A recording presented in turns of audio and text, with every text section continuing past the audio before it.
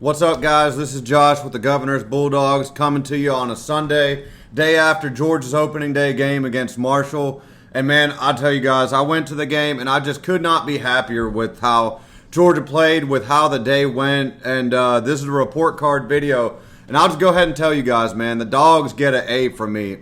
And I got on this channel all year last year and was critical of the Dogs, bitched and complained all season long. And I don't feel that way today. Like, I feel so much better about Georgia after seeing this first game. And there's a bunch of different reasons for that. But if you watch the video leading up to this game, like, I just wanted to see a better brand of football. I wanted to see the guys flying around, having fun, showing emotions. And I got everything that I asked for out of this game from Georgia. I feel like we learned a lot. I feel like we saw some young guys step in and make plays.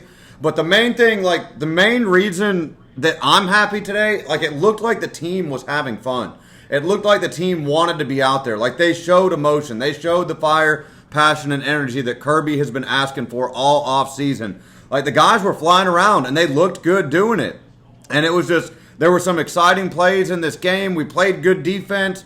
You know, special teams looked good. So we're going to get into it. But just right off the bat, man, like, the Dogs from me get an A. And I'm not the kind of person that just gives out good grades like that. Like, last season was rough, man. It was rough on a lot of the Dog fans. It was rough on me as a fan. Like, last year was not a fun season to watch. And yesterday was a lot of fun to be at the game. It was a lot of fun to watch. So we're going to go ahead and get into it, man. I'll start out with Gunner Stockton. So Gunner, man, I could not be happier with. Like, I think Gunner Stockton by the end of this season is going to be a very, very, very good quarterback for Georgia. Like, I think he's going to be one of the top quarterbacks in the SEC. Gunner just looks confident in the pocket. Like, when he gets pressure, he knows how to get out of it and how to get upfield with his legs. He just looks so much more comfortable than we looked at the quarterback position last season, especially when things break down. Like, last season when things broke down, Carson Beck was kind of a statue back there in the pocket and took a lot of sacks. Yesterday, Marshall did get past our own line multiple times, but Gunner Stockton was able to get out of it, get upfield, and make plays. He just looks confident. He looks confident, and he looks comfortable. He throws a good ball, but the zone read play that we ran twice, once for a fourth down conversion, that was for a touchdown. Both of them may have been for touchdowns, but Gunner running that zone read looks extremely comfortable and knows what to do with the ball. And he's got some moves, too. He's hard to bring down. You're not going to bring him down with arm tackles. He is a weapon running the football. He's not fast. He's not fast like Stetson was, but he's hard to bring down. So I was thrilled with Gunner Stockton. Just his confidence and his presence in the pocket. I was thrilled to see that yesterday. He runs the offense good. He always looks calm, cool, and collected. Like, he knows what he's doing. Like, he's been in the system for a long time, guys, and I think he's going to be a really similar story to Stetson Bennett. Like, Stetson's 2021 season wasn't Stetson's best by any means. He wasn't a polished, refined version of himself like he was late in 2022. In 2022, Stetson was balling, but it wasn't always that the case in 2021 with Stetson. Like, he had his growing pains. He made some mistakes. He made some bad decisions. He threw some interceptions. Going all the way back to 2019, you can say that with Stetson. Like, Stetson was not what he was in 2022 early in his career, but the more he played, the more confident that he got, and just the better and better he got, and the more confidence that he got, and the better the team looked on offense. And Gunner, I think Gunner is way ahead of anything like where Stetson was in 2019, 2020, and the 2021 season, man. Like, Gunner is well ahead of that. Like, Gunner looks good now. Like, Gunner is a good player now. But I'm just saying, like, the more game reps, the more game experience that Gunner Stockton gets, the more confident and more comfortable I think he's going to get. And he already looks good. And I just think Gunner is going to be a weapon, a deadly weapon for Georgia as he gets more comfortable, gets some more game experience. I think he is the perfect guy to lead this offense this season. I was thrilled. Could not be happier with Gunner Stockton yesterday. Moving on to the second guy that stood out to me on offense, and I'm just as happy about this one too. Zach Branch is a star, man. Like, Zach Branch is going to be the best receiver that we've had at Georgia in a long, long time. Every time that guy touches the ball, it's just explosive. is the best word that I can use for Zach Branch. Even on the punt where he kind of misjudged the ball, if you were at the game, you could see it a lot better. But the punt came off the punter's foot at a weird angle. And that football, it wasn't spinning like a good spiral. Like, it was wobbling and spiraling at the same time. Like, it was weird up there in the air. So I was sitting there on the Georgia sideline watching him, man. He's looking up, and I could kind of tell he's like, nah, I don't like it. I'm going to let it bounce. And when he let it bounce, you could tell by his body language, like he instantly regretted letting it bounce because it took a good hop. But the ball bounced again, and somehow, man, he starts running behind the ball, like running back towards the other end zone. He's looking at it, it bounces again, and on that hop, he somehow judges like where it's going to come up in the air and positions himself to get under that ball and catch it like right on his shoulder. And dude starts getting upfield in a hurry. And I was just like, bro, I was astounded. Like, for all the years that we have watched Georgia fair catch the ball and have zero threat of doing any damage in the punt return game. Like, this goes back seasons for Georgia where you don't got to even worry about Georgia returning a punt. Like, we're just going to fair catch it and we're going to start playing offense from right there. Not anymore. Not with Zach Branch. Like, dude, that was an incredible play. Like, I think it was more impressive if you were there. Just the way that he judged that ball and had the confidence to get behind it and catch it on the second or third hop and get that ball upfield was just impressive. All the times that he caught the ball, like the way that he can cut, the moves that he has, that he can put on defenders, like, this guy's going to break ankles all seasons. And like, another impressive play from him, obviously, was in the beginning of the third quarter when Gunner threw him that swing pass. And like, I hate the swing pass play. I've never liked this play. I think that Bobo calls way too many of these swing passes to the outside. It just seems like a wasted play to me. But Zach Branch catches this swing pass in the outside flat, 3 yards behind the line of scrimmage. And the guys had the angle on him all the way up the field. Like, there were 3 defenders that started running sideways to try and intercept him. He just blows by all of them. Lightning speed, lightning explosivity. Like, man, Zach Branch, I'm telling you, I was in the third quarter rewatching this game, and then I just got so excited I had to come watch this video. But he had 97 yards, I think, in the third quarter. I'm not sure if that's what he's ended up with because I ran over here to just go ahead and start recording. But I think Zach Branch is going to have 1,000 yards this season if he stays healthy, bro. And that's another thing, like, I want to touch on. Like, we have not had good luck with our best wide receiver going back seasons. Like, it was Ladd McConkey was out for what it seemed like the whole season. He was week to week all season long. A.D. Mitchell was week to week all season long, was our best wide receiver that we had that season. George Pickens was week to week for what seemed like all season long. So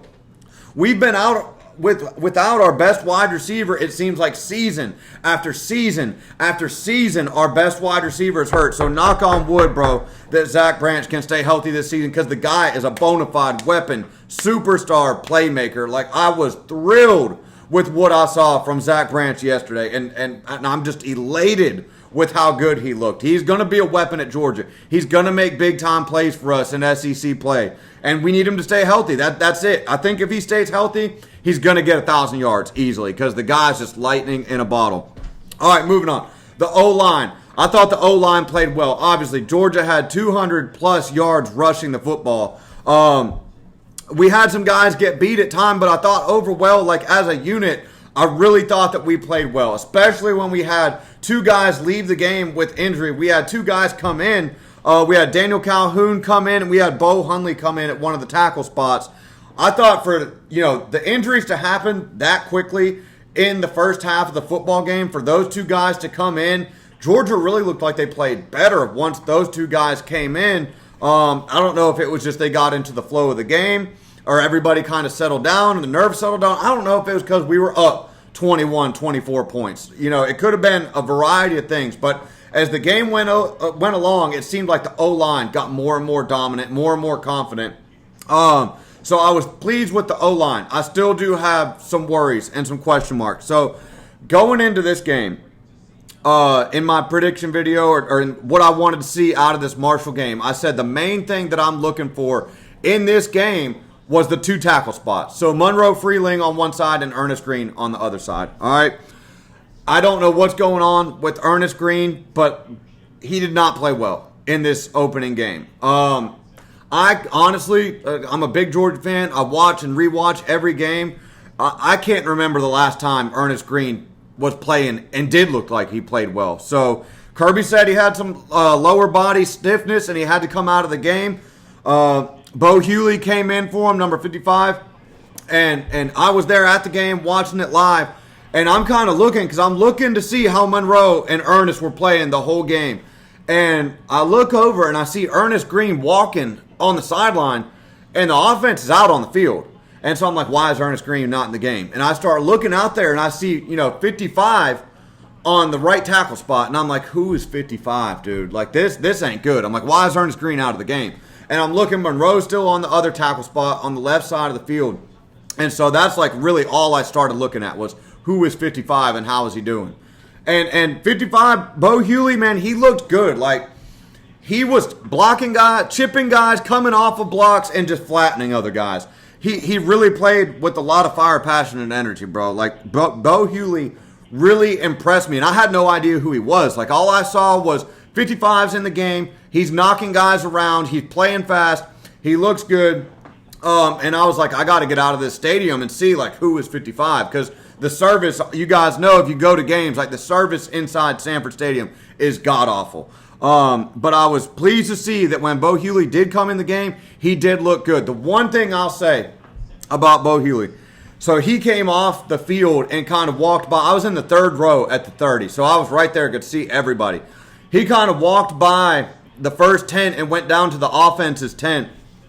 And he's a tall guy, but he doesn't look big. Like, he looks like a smaller offensive lineman. So as good as he looked yesterday in the Marshall game, and he did look good, I just have some concerns, like, how is this guy going to do on the road at Rocky Top? How is this guy going to do in a couple of weeks when Alabama comes to town and he's got to play those big body defensive ends, the SEC defensive ends, the SEC offense, or outside linebackers, rather. Sorry.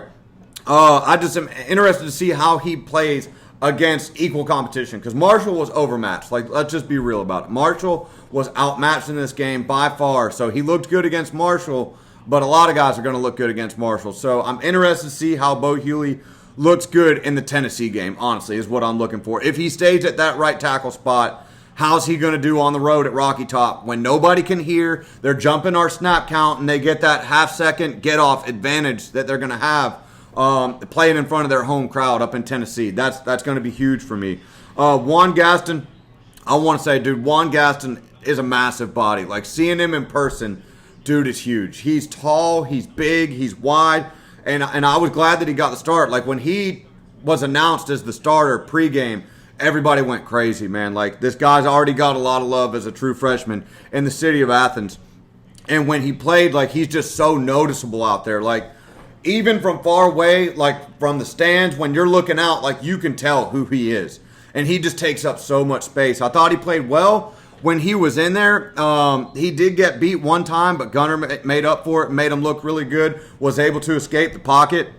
But I was really looking forward to Juan Gaston being part of this offensive line. I thought, just kind of like how we talked about with Gunner, like, the more Juan Gaston plays as a true freshman, the more confident he's going to get and the better he's going to get. And by season's end, like, a big, massive body, talented guy like that, it's just the season's going to snowball, and he's just going to keep getting better and better and better. And hopefully, my hope was that if all our offensive linemen could stay healthy this season, as we go through the season and get into November, hopefully those guys are so gelled as a unit that our offense is just humming, because it all starts with the O-line. And so Juan Gaston went out with the injury. So I'm concerned about that. They said it was an ankle. Not sure how bad it was. So I'm just really interested to see what's going on with that. Other than that, Drew Bobo, Michael Morris, and Monroe Freeling all looked good. I have my eyes on Monroe, for a large portion of the game as well, that other tackle spot. He looked really good. He was chipping guys, looked fast, getting off blocks, getting to the second level, and he looked really good as well. Michael Morris was playing with a club, And man, I didn't even know that till I went back and watched it on TV just now. I didn't know. I couldn't even tell that in person he had his hand all taped up in a club. So Michael Morris looked good. Overall offensive line, like when you've got that many rushing yards, like you've got to give the offensive line an A, especially when they had to shuffle guys in and out. They got better as the game went on. So O-line, man, I was happy to see it. I think we got a lot of talent on our O-line. And I just think the more that the guys play together consistently, like the injuries thing concerns me. The Ernest Green thing concerns me. So if we can get a unit in there, I think we've got a lot of talented guys on the O-line. I just want our guys to play together as a unit of 5 this season and stack games so we can start getting some continuity inside that O-line, some consistency, so our guys can learn how to play together. Because the more that you play together, the less you even have to communicate verbally. Like, you just know where your other guy is going to be. That's true all across sports. Like, the longer you play together, the better you're going to play together, and you instinctively know where each other's at and what each other's doing. Like, that's true across sports, work, all types of stuff, man. Just, I want our guys to play together and to be healthy. So, O-line, I'm pleased. I really was. We got a lot of good push. We ran the ball well. We looked good in pass protection. So, O-line, I was happy with, really happy with. Just the injuries, man. I'm concerned about that. All right, running backs all looked solid, man. The main thing that stood out to me as far as the running backs go, man, Cash Jones is damn good catching the ball out of the backfield. And I don't think we showed, a lot of what we're going to do in third and long with Cash this season. But there was one play on third down where he kind of snuck out of the backfield like he's so good at doing, caught a pass and got upfield and converted a third down. I thought was really good. I think Cash, glad he's back, man. Like, I talked about this in the video leading up to the Marshall game. Like, he is a bona fide weapon. Like, I had my doubts, and I used to get mad when he got into the game in seasons past, but he has slowly just improved himself. And on third down, catching the ball out of the backfield, like, the guy is dangerous. Like, teams have to account for that, is the main thing that stood out to me. Nate, I'll say this about Nate. Nate had a lot of tough yards with a lot of traffic up the middle, and that was good to see. Like, look, very much like Dejon Edwards is who he reminded me of in yesterday's game. Like, not the biggest guy, not the biggest body, but he was in there, in the trenches, man, getting some tough yards, breaking tackles, and he was falling forward, consistently falling forward for more yards. He looks fast, he looks explosive. Not as explosive as Dwight Phillips, though. Like, Dwight Phillips really, like, one cut and can get upfield and has that home run threat, which I really like to see. All the running backs that got in yesterday, I thought looked solid. Like, I'll say this about the running backs. Y'all know my favorite running back ever is Todd Gurley. He's right there in the South Carolina game. Favorite running back to ever play at Georgia. Like, I liked Todd over Herschel. I know that's not popular, but that's just my opinion. Todd was my favorite Bulldog ever. But Todd just had that ability, man. Like, anytime he touched the ball, regardless of what the O-line was doing, Todd could take it to the house. And, we don't have that as much anymore as when we had Todd and Sony and Nick Chubb and DeAndre Swift could take it to the house. We just don't have those game-breaking running backs like we used to have in years past. But we're deep. Like, we are deep at the running back spot right now. Not all those guys are as explosive and as fast as players that we've had in years past, but we've got a good, solid stable of running backs, and all those guys can get the job done, I think, for Georgia. Nate Frazier, obviously the leader of the running back room. Like, Nate looked good yesterday. He just really couldn't get out of traffic and into open space. I would have liked to see what he could have done, and I think we know what he can do. I mean, he showed that in the Clemson game last year. Like, if the guy gets in the open field, he can be deadly. I don't know what his home run speed is, though. Like, he doesn't look as fast as Dwight Phillips does. But Nate, I mean, he's got some moves. He's shifty. He's strong. He's put on some weight.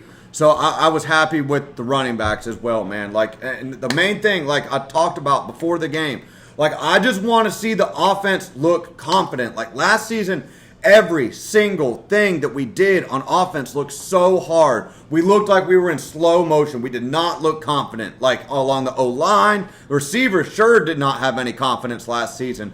And running, we could not run the ball last season. It was beyond frustrating last season, guys. And I've got a lot of Georgia fans that agree with me on that.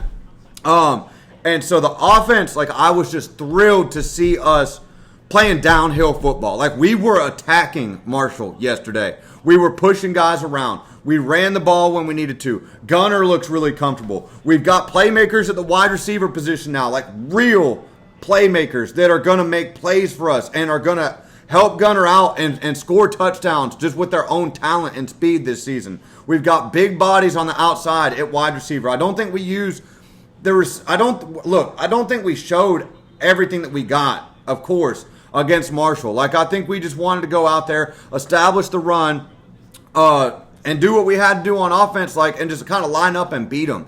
And I think we're going to save, a lot of what we got on offense for the Tennessee game, for the Bama game. Tennessee, you got to unload the clip and give everything you got. Because if you don't win the Tennessee game, then the Alabama game means so much less. Like, the Tennessee game, you've got to come out of Neyland Stadium with a win. And then you've got to come home and you've got to beat Alabama for the first time in what seems like forever. And we're going to get to that at the end of the video. But offense, man, I was thrilled. And I'd never said that last season.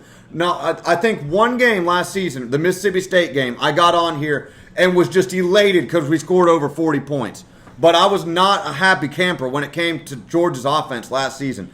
And I left the game yesterday thrilled with them, man. Like, I really did. And then I came home.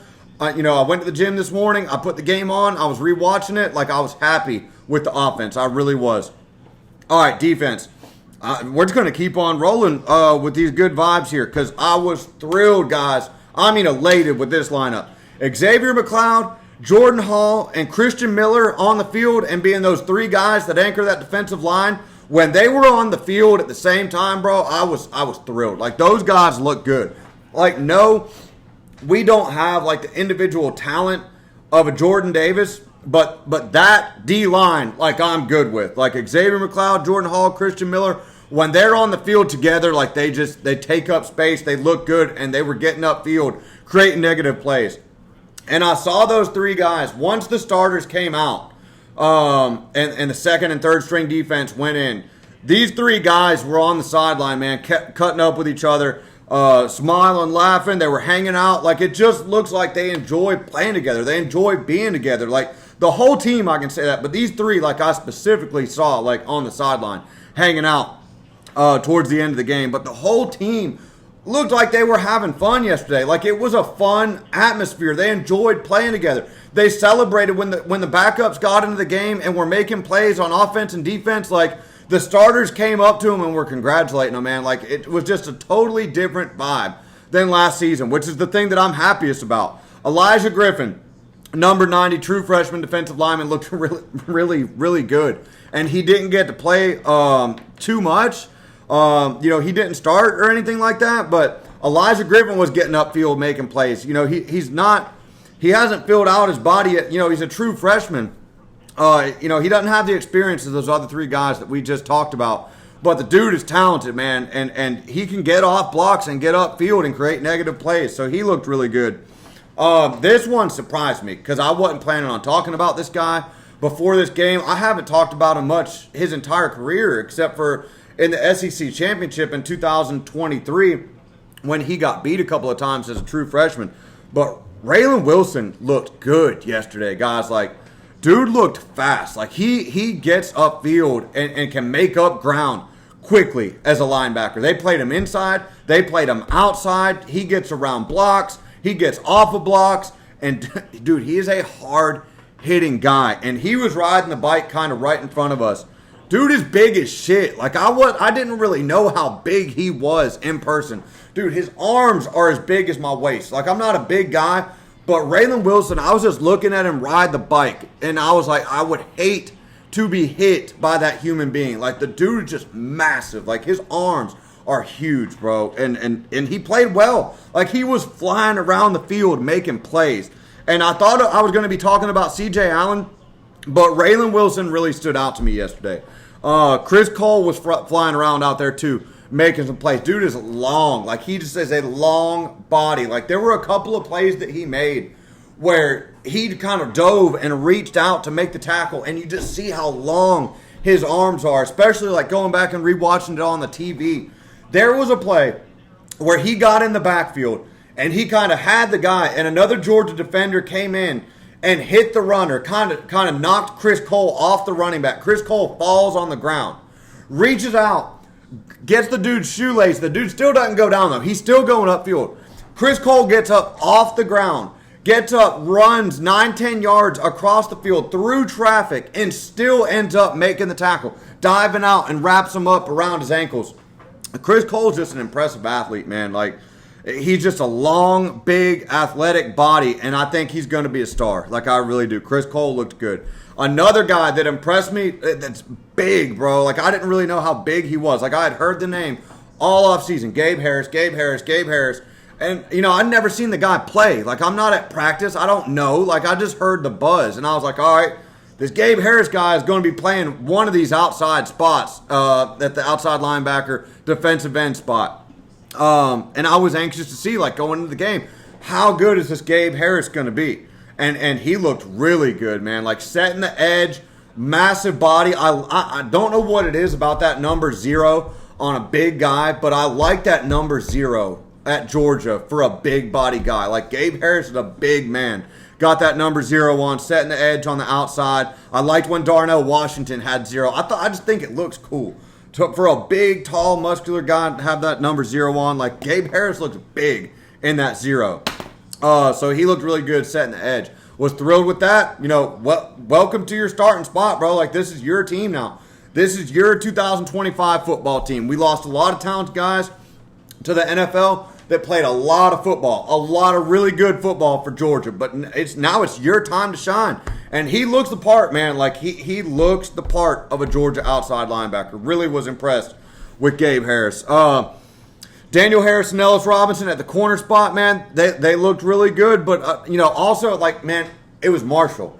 So it's kind of like, I don't know how much to put into that. We did not start number 6, Dalen Everett. Dalen Everett was hurt. Kirby didn't say why. Just said, hey, he's injured. That was it. You know, I saw him go in warm-ups, so I was I don't know if they held him out just out of caution or what. But the two guys that went in there, they played well. But again, like, how much is a passing attack? You know, how much is Marshall going to be able to throw the ball with 72 brand new guys on their team? You know, they had one fall camp together. Like, how good of a passing game do we really think they're going to have? Especially when they're down 21-0 quick, and we know that they're going to have to throw the ball. Like, so we had a lot of help in our secondary, playing with the lead, you know, with an overmatched opponent. So the corners looked good, but again, that Tennessee game is going to determine a lot more to me of what we are in the secondary. I will say, Jonel Aguero, number 8, he looked healthy. Like, he looked bigger, he looked faster, and he just moved around a lot better and a lot more fluidly than I saw last season. So that was good to see. Number 8 looked 100% healthy yesterday. He was flying around out there. KJ Bolden, like, we almost don't even need to talk about him at this point. Like, dude is just a star. Like, coming in from Buford as a freshman, playing as much as he did last season and playing as well as he did last season. Like, I know everybody loved Malachi Starks, and I know Malachi Starks was a first-round pick, but I thought KJ looked better at safety last season than Malachi did. Like, Starks got beat a lot last season, and you didn't see that happening to KJ, and you didn't see it yesterday.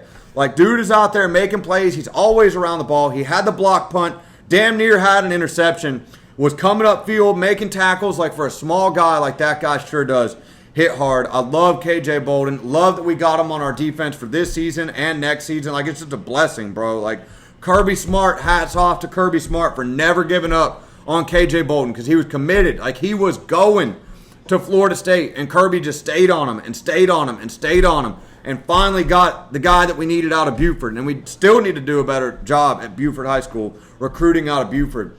But we got KJ, man, and he's big time for us. A big time safety. A star player, man, on our defense. He might be the best player on our defense. The other safety spot, Adrian Maddox and Kyron Jones played. They played solid. And, you know, because KJ is so good, nothing they really did stood out to me. But both those guys played well as far as I could see. Again, like, our secondary is going to be tested a lot more in the future as we go on the road to Tennessee. Everything's leading up to this Tennessee game. You know, next week we've got Austin Peay. I expect us to flatten Austin Peay. Get the guys in, get some more confidence. You know, the offensive line, play together as a unit, get some more experience playing together. Get the backups in there, get the backups some experience, man. Just continue to gain confidence. Enjoy playing together. Continue to get better as we move on to this, Austin Peay game. Get through Austin Peay, get the backups in there, get them some experience. Let's go up to Knoxville and handle business. The first big, true test of the season on the road at Knoxville. All right. Moving on to just a couple of other things. Like the fans, the Sanford Stadium crowd, I'll give them a B. Like, for the first 3 drives, the fans were locked in. They were making noise. Once it kind of got up to 21-0, you kind of just felt the energy in the air, like, kind of leave the stadium. Like, this is going to get ugly. And it was, man. Like, Georgia was kicking their ass. Like, Georgia was beating the hell out of those guys. Like, at times it was sad. So, I mean, how excited can you be when your team is just clobbering the opponent? Like, the first 3 times they had the ball, the crowd got into it and got loud. But once Georgia got up and it was obvious that the game, like Marshall was totally outmatched and this wasn't going to be a game, the energy just kind of left the stadium and it became more of like a fun, laid-back type vibe. Like everybody wasn't screaming and hollering anymore. Like fans were still excited, don't get me wrong, but we were all talking to each other, talking about this team, talking about players. It just kind of was a more laid-back vibe. I do got one thing to say, though. The Greek section on the opposing side, so the student section above the real student section, where the Spike Squad is, all them were good to go. They get an A. They always get an A over there. But above them, in the 300s, if those guys aren't going to come to the game, like, we need to take away their tickets. Because that spot up in the 300s, on the opposite of the Georgia sideline, looking over at Caddy Corner, right above where Harry Dawg and the Spike Squad do all their dances, right above that, was empty for the entire game yesterday. And look, like, I don't need to hear an excuse that it was beach week or anything was going on with the fraternities. Like, if you're not going to come to the game, stop giving them assigned tickets like a block of the stadiums. Quit giving them that. And give those tickets to people who want to come to the game. Because there was nobody sitting up there yesterday. And that's not fair to the people who want to get into the game. Like, there are fans, regular, normal people who didn't go to Georgia from all over the state and all over this country that would love to buy those tickets, but they're blocked off for the frat students. And it's not fair. If they're going to continuously not come to the game, we should not reserve them tickets. And this is not the first time this has been said. I'm not the first person to say this, but this has been going on for multiple seasons now. If they're not going to come, quit giving them the tickets. And that's all I'm going to say about that. My grade for the game, I got a C-. I'm not in game shape, y'all. Like, normally, I'm that crazy guy that sits behind everybody and is screaming no matter what down it is the whole time. And I did that. The first 3 drives, I did that. Like, I was locked in, I was yelling, I was making noise. I started losing my voice after that 3rd drive. And I don't know what happened. I just could not give the effort that I normally give. So I've got to get in game shape by the time Alabama comes to town. Because it was not a good day for me yesterday. I started out strong, but I fizzled out as it got later and later into the game. And my barks were not as loud on kickoff in the second half. So I'm sorry to let you guys down. It was not a good performance from Josh yesterday. C- for me. All right, other games I just want to touch on real quick. The Ohio State-Texas game. I didn't get to watch it because I was doing the dog walk and getting ready to go into the stadium. Like, I saw bits and pieces of it. Clearly a defensive battle. If it was up to me, I wanted both of them to lose. Like, I don't like Ohio State and I don't like Texas. And Texas isn't one of those traditional SEC teams that I'm going to cheer for. Like, I'm not going to lie, man. Like, if Alabama or Auburn or South Carolina, like South Carolina plays Virginia here in a few minutes today, I'm going to be cheering for South Carolina. Even though South Carolina is a bitter rival of Georgia's. Like, dude, I don't want Virginia to beat the SEC ever. But I just cannot bring myself to feel that same way for Texas. I just don't like them. And it's not even the players. It's not Sark. It's none of that. It's their fans. And they're just not that traditional SEC team that I can get behind and say, oh, I want Texas to go up there and beat Ohio State because they're in the SEC. No, I just don't feel that way. That's just my opinion. I also don't like Ohio State either. So I really didn't care who won this game, but Texas only putting up 7 points with all the hype around Arch Manning. Like, that is a mark against the media for hyping him up the way that they did. Like, Texas comes into this game, number 1 team in the country, Arch Manning, Heisman this, and just the hype around Texas and him all off season. They didn't live up to that, and that's on the media. That's not even on Texas living up to it or not. Like, just because this guy's last name was Manning and it's Texas, they got all this unwarranted hype. And Ohio State beat them last season in the playoff. It was a real similar game. So I didn't get to watch much of it. That's just my opinions on that. So I'm feeling a lot better. Based off of what I did see, the plays that I did see, I'm feeling great. I'm feeling fantastic about Texas coming to Sanford Stadium this season. Bring it on. Cannot wait to see y'all between the hedges. All right, Alabama. The Alabama-Florida State game. I also didn't get to watch any of that because clearly I was at the Georgia game. But from what I did see, like, Bama just got bullied and pushed around. Gus Malzahn schemed him up. And I look at that as, like, Auburn fired him too soon. Like, again, that's just my opinion, but Gus had success against Alabama when he was at Auburn. Like, Gus had success at Auburn when he was at Auburn. And since Gus has left, Auburn's been a disaster. Now, Auburn looked good on the road against Baylor, but Gus Malzahn schemed him up. Florida State dominates Alabama, and Bama's down bad right now. Like, this is 4 losses to unranked opponents from Kalen DeBoer. And Nick Saban only had 4 losses to unranked opponents his entire time at Alabama. And Kalen DeBoer's already got 4. So, and this is 3 out of their last 4 games Alabama has lost. And it's another road loss for Alabama and Kalen DeBoer. So, concerns for Alabama. I thought Alabama was going to be really good. I thought they were going to have this cleaned up. Clearly not. Playing on the road for Alabama is a problem.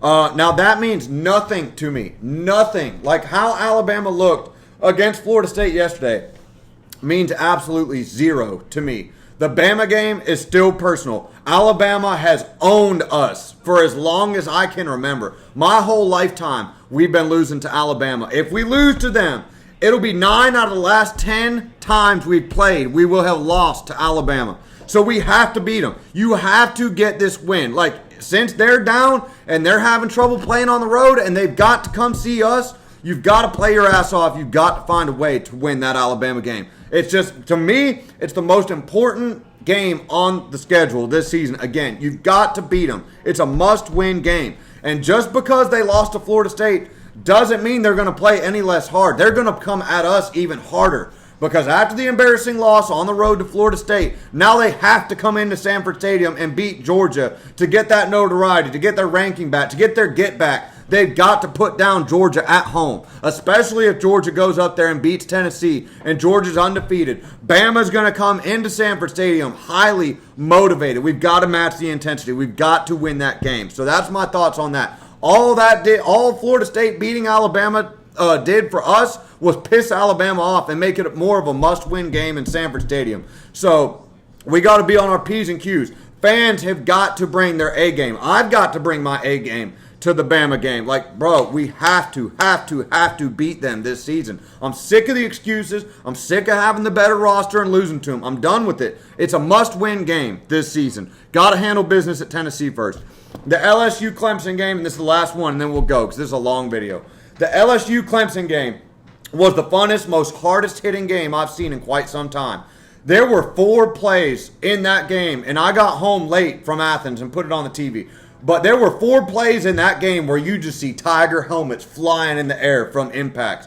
And it was just a lot of fun to see. I thought it was 2 really good teams going up against each other. LSU settled down, calmed down in the second half. Garrett Nussmeier was able to make plays. They've got a lot of really talented wide receivers. They've got another talented running back. They went on the road and beat a Clemson game, and Brian Kelly said all offseason, like, we've got to go 1-0. That was their whole focus this offseason, was for LSU to go on the road to a good Clemson team and beat them. And Brian Kelly and LSU were able to do that. They really should have beat them 21-0 too, because that was a touchdown where he caught the ball, hit the pylon with the ball, fell out of the end zone, and then kind of lost control a little bit. It still didn't hit the ground. He still didn't drop the ball. It just wiggled like the Dez Bryant thing with the Packers. It was bullshit. LSU should have won that game 21-7. They ended up winning it 14-7.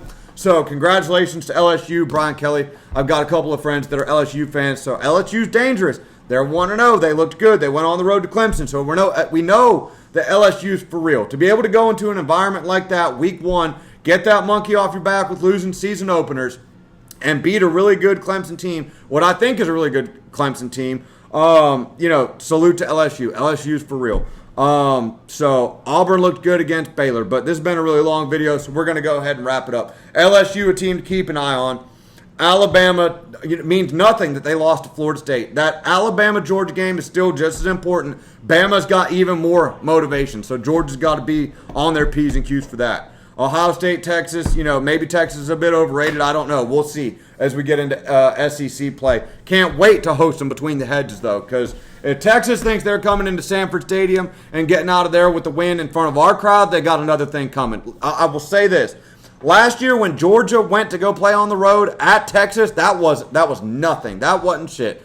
There have been so many harder games. Kentucky was a harder game on the road than that Texas environment last season. That was nothing for Georgia to go on the road and do that. As far as hostile environments go, I don't know where I would rank Texas in the SEC. It ain't anywhere near the top, I can tell you that. In Sanford Stadium, when the lights are on, we got a big-time opponent coming in. Georgia's good and the other team is good. The Sanford Stadium crowd's going to rise to the top. And we've got an unfair advantage with how our stadium's set up with the seating and the open end. It's not a steep stadium that holds in noise. And we still are up there in the 108, 109, 120 decibels when it really gets rocking. So I'm counting on the Sanford Stadium crowd this season. It's the best slate of home games ever. As a Georgia home season, it's our best slate of home games ever. So we got to show up, be loud and proud for these Dogs, man, and help these guys win games. We can do it. Georgia's got a good team this year. We've got a lot of talent. We're young at some spots, but if we can get some continuity and we can play together continuously and continue to get better, the sky's the limit for this Georgia team. Love what I saw from them yesterday. All right, guys, I'm going to watch the South Carolina game. Happy Labor Day weekend. Go Dogs. See y'all.